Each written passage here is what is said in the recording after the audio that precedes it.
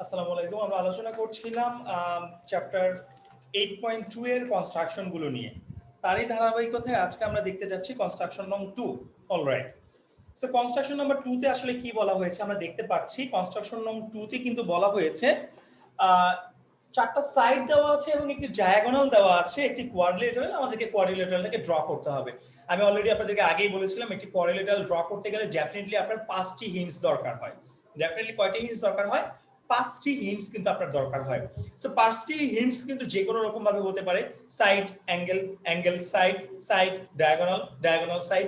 যে কোনো রকম ভাবে 5টি হিন্টস দেওয়া থাকলে আমরা একটি কোয়াড্রিলেটারাল ড্র করতে পারি, যেটার নিয়ম কানুনগুলো আমি আপনাদেরকে পরে দেখিয়ে দিচ্ছি।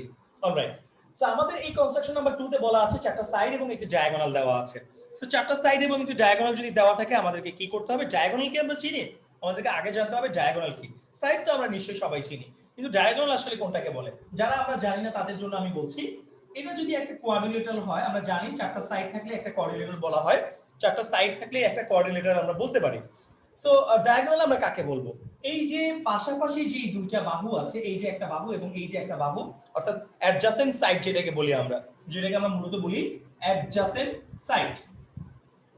অলরাইট। সো এই যে দুটো সাইড আছে, এই সাইডের যে সেন্টার পয়েন্ট এবং এই যে অপোজিট যে দুটো সাইড আছে, এই সাইডের যে সেন্টার পয়েন্ট, এই সেন্টার পয়েন্ট থেকে এই সেন্টার পয়েন্ট পর্যন্ত যে ডিসটেন্সটা, এই ডিসটেন্সটাকে আমরা একটা ডায়াগোনাল বলি। আবার এই সেন্টার পয়েন্ট থেকে এই সেন্টার পয়েন্ট পর্যন্ত যে ডিসটেন্সটা, এটাকেও কিন্তু আমরা একটা ডায়াগোনাল বলি। সো একটা কোয়াড্রিলেটারের ভিতরে মূলত কয়টা ডায়াগোনাল থাকতে পারে? দুটো ডায়াগোনাল থাকতে পারে। আমরা একটু খেয়াল রাখবো, একটা কোয়াড্রিলেটারের মধ্যে কিন্তু অনলি দুইটা মাত্র কি থাকতে পারে? ডায়াগোনাল থাকতে পারে। সো আমরা একটু খেয়াল রাখবো এই কথাটা। অলরাইট। সো এবার চলে যাচ্ছে আমরা কিভাবে এই কনস্ট্রাকশনটিকে ড্র করতে পারি। চারটা সাইড এবং একটি ডায়াগোনাল দেওয়া থাকলে প্রথমে আমাদেরকে যে কাজটি করতে হবে, চারটা সাইড নিতে হবে এবং একটি ডায়াগোনাল নিতে হবে। আমরা চারটি সাইড এবং একটি ডায়াগোনালকে যে কোনো মাপের বসিয়ে নিচ্ছি। ওকে। সো চারটা সাইড আমরা চাইলে যে কোনো মাপের নিতে পারি, ইটস ডাজন্ট ম্যাটার। আমি যে কোনো মাপের চারটি সাইড নিচ্ছি। সাপোজ একটি সাইড হচ্ছে আমার এ, একটি হচ্ছে বি, একটি হচ্ছে সি এবং অন্যটি হচ্ছে আমি ধরে নিচ্ছি ডি। যে কোনো মাপের চারটি সাইড নিব। এখানে কোনো সাইড নেওয়ার জন্য নির্দিষ্টতা নেই, যেহেতু আমার কাছে কোনো মাপ দেওয়া নেই। বাট আমরা লক্ষ্য রাখবো সিকিউতে আসলে কিন্তু ও আচ্ছা, আরেকটি কথা আমি বলে নিচ্ছি। চারটি সাইড এবং একটি ডায়াগোনাল নিচ্ছি আমরা। এই ডায়াগোনালটাকে আমরা একটু ট্রাই করব সাইডগুলো থেকে যেন একটু হালকা গ্রেটার দেন হয়, সাইড থেকে যেন হালকা গ্রেটার দেন হয় ডায়াগোনালটা। আচ্ছা, যেটা বলছিলাম, এই প্রশ্ন উত্তরগুলি যখন আমাদের সিকিউতে আসবে তখন কিন্তু সিকিউতে আমাদের মানে এইভাবে নরমালি বলে দিবে না, আমাদেরকে কিন্তু ডেফিনেটলি মাপ উল্লেখ করে দেওয়া থাকবে। অর্থাৎ প্রত্যেকটি সাইডের এক একটি নির্দিষ্ট মান মোস্ট অফ দ্য টাইম বলে দেওয়া থাকে। ওই অনুসারে কিন্তু আমাদেরকে কনস্ট্রাকশনগুলোকে ড্র করতে হয়। অলরাইট। সো এই কনস্ট্রাকশনকে ড্র করতে গেলে আমরা কিভাবে করব? খুবই ইজি। প্রথমে আমাদেরকে যে কাজটি করতে হবে, যে কোনো লেন্থের একটি লাইন সেগমেন্ট নিতে হবে। আমি ধরে নিচ্ছি যে কোনো লেন্থের একটি লাইন সেগমেন্ট আমি নিয়ে নিলাম বি ই। যে কোনো লেন্থের একটি লাইন সেগমেন্ট আমরা নিয়ে নিলাম বি ই। এখন কি করতে হবে? এখন আমরা প্রথমেই যে কাজটি করব, ডায়াগোনালের মাপটা নিব। প্রথমে আমরা কি করব? ডায়াগোনালের মাপ নিব। কি দ্বারা নিব? পেন্সিল কম্পাসের সাহায্যে নিব। সো প্রথমে আমরা পেন্সিল কম্পাসের সাহায্যে ই যে সাইডটা আছে, ই সাইডের মাপটা নিব, নিয়ে বি কে সেন্টার করব। ই এর মাপটা নিব, যেটা ডায়াগোনাল সবচেয়ে বড় সাইড, ই এর মাপ নিব, নিয়ে বি কে সেন্টার করে এই দিকে ইর দিক থেকে একটি আর্ক দিয়ে দিব।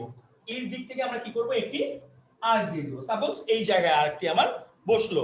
আমি যদি ইর মাপটা নিয়ে এখানে বসাই, তাহলে আমি ধরে নিচ্ছি আমার এই জায়গা থেকে এই পয়েন্টটা আমার কি করলো? ছেদ করলো, যেটার একটা নাম দিয়ে দিচ্ছি আমরা কি? ডি। অলরাইট। সো এবার কি করব? একটি ডায়াগোনাল কিন্তু আমার কাছে চলে গেল, রাইট?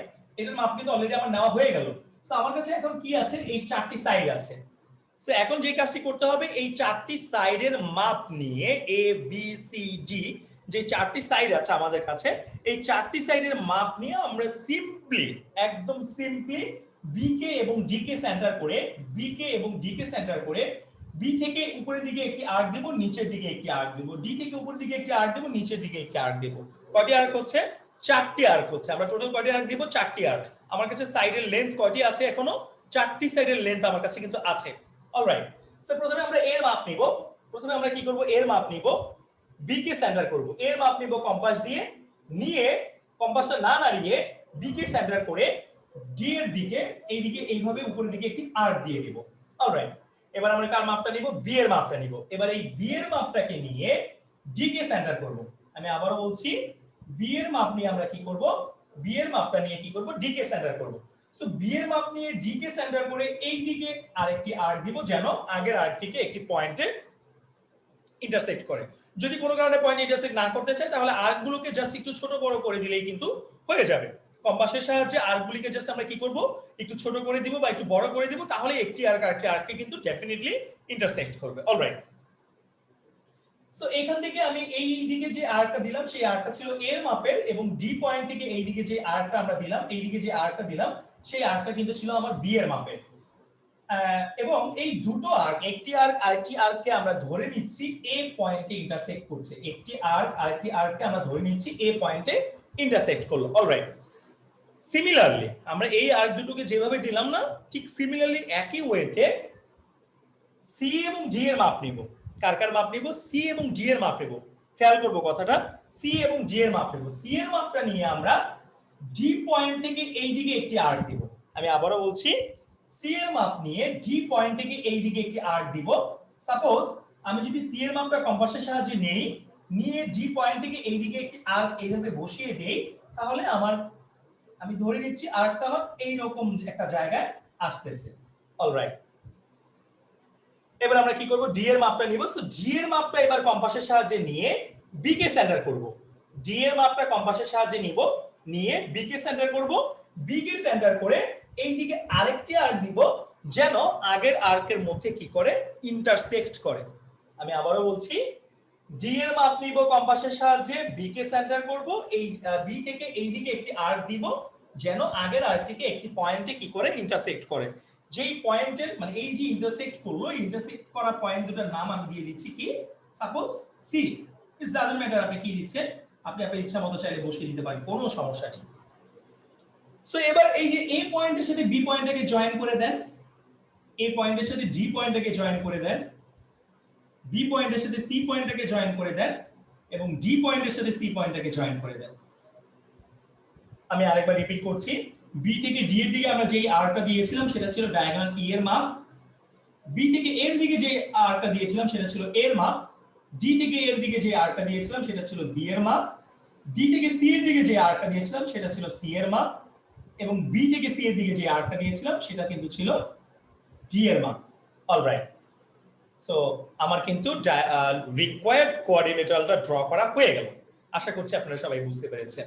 এবং এইটার ডেসক্রিপশনটা এবং পার্টিকুলার ইনস্ট্রাকশনটা আমি এর আগেরটার ভিতরে কনস্ট্রাকশন নং 1 এ যেভাবে দেখিয়েছিলাম একই রকম ভাবে আপনি কিভাবে ড্রয়িং করেছেন সেই ড্রয়িং করার কথাগুলোকে খুব সুন্দর করে সাজিয়ে লিখে দিতে হবে, যেটা অলরেডি আপনাদের মূল বোর্ড বইতে আছে।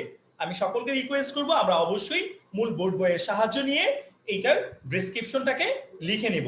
মনে রাখবো মূল বোর্ড বইতে কিন্তু প্রুফ দেওয়া থাকে, বাট কনস্ট্রাকশনে কিন্তু প্রুফ দরকার নেই। There is no need to proof the construction.